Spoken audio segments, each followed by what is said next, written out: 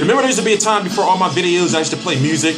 Those used to be the good old days, man. But you know, trying to strive to get to the top of the media chain, it's a tough road, but it's only been a year and some change. Let me mute this.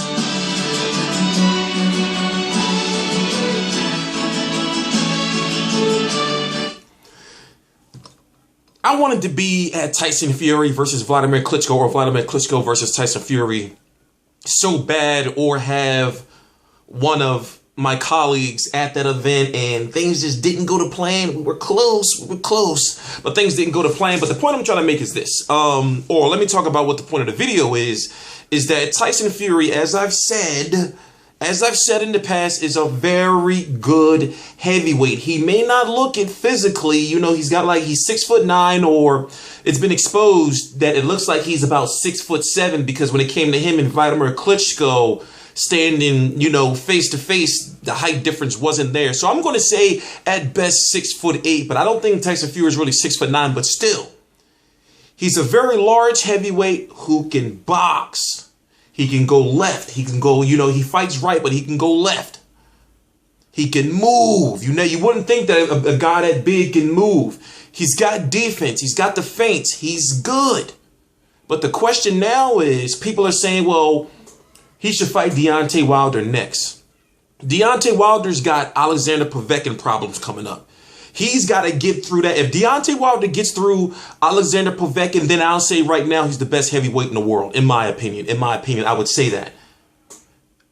But he's got to get through Alexander Povetkin. If you don't know who Alexander Povetkin is, go do some research. He didn't really look too good, you know, in his fight against Walk. I guess, put it this way, it wasn't really entertaining, but he's a fighter that has like all-around boxing ability, you know, as far as he can fight on the inside and he can hold his own on the outside. But he's more of a pressure fighter, power puncher. But if Deontay Wilder gets past him, then I'm going to say Deontay Wilder, yo, he's really good.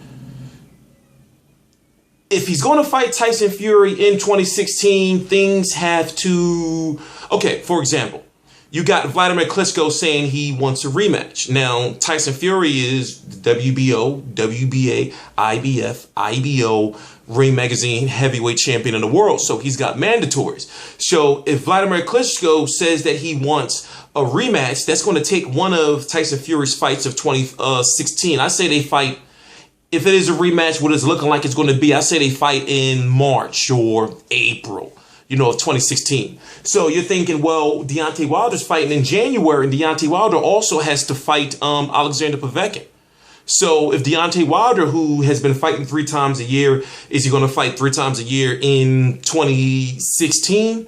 But then you have to think, well, Tyson Fury has all those mandatories. What about the winner of Lucas Brown versus Chagiov? I keep forgetting how to pronounce his name. You know, what about who the IBF is saying Tyson Fury has to fight next, who is Zara Glazkov? Zara Glazkov's a main event fighter. Zara Glazkov is mostly known for his fight against Steve Cunningham, in a fight where Steve Cunningham, in my opinion, should have won, but he's the IBF mandatory, and IBF is saying that the fight has to happen, but there's no money in the fight. So I'm thinking, well, if Tyson Fury fights Wladimir Klitschko next, then one of those organizations, whether it's the WBO, who has, I believe, Charles Martin next in line, because it was Tyson Fury and then it was Charles Martin. You know, when it comes to the Charles Martin, then Anthony Joshua. So when it comes to the WBO, you have to defend your belt within a year. So think about it like this. Sometime next year, around this time next year, Tyson Fury has to defend his belt or be stripped. But as it's looking like right now, I don't want to get too deep because I'm starting to confuse myself. But as it stands right now, Tyson Fury's options for 2016 seem to be already set. It's going to be Wladimir Klitschko, because Wladimir Klitschko and Tyson Fury are likely going to have to pay Zara Glazkov some step aside money, because remember Wladimir Klitschko, if he would have beaten Tyson Fury, he would have fought Zara Glazkov next. It's both Ukrainian fighters, and also he was the next mandatory in line.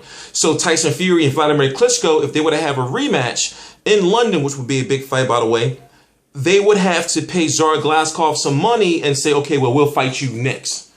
So Tyson Fury's 2016 is pretty much already summed up. you know, so, and then Deontay Wilder's 2016 is already pretty much summed up. So I'm not feeding into all the stuff about them fighting each other, even though I really do feel that, like put it this way.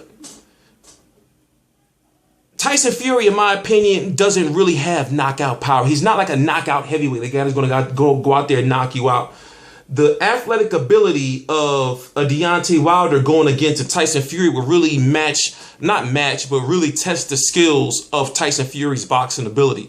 So just off of, you know, height and reach alone, Deontay Wilder has a chance to beat Tyson Fury, but it's no point talking about that fight because politically it can't happen.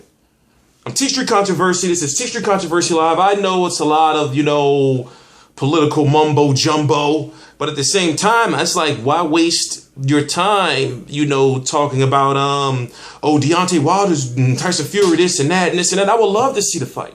But truth be told, both of these guys know that they likely can't fight each other. Tyson Fury himself said Deontay Wilder has to wait. I mean, when you got all those belts, remember, the WBO and the IBF enforce their mandatories or they will strip your ass. Now, Tyson Fury's best bet is to try to set up a big fight with Deontay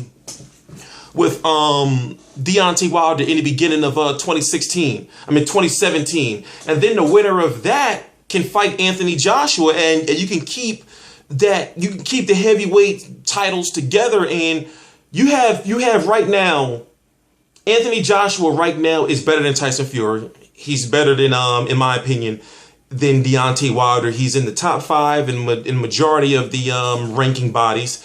After Alexander Povetkin, Deontay Wilder, if he wins, will be mandated to fight Anthony Joshua.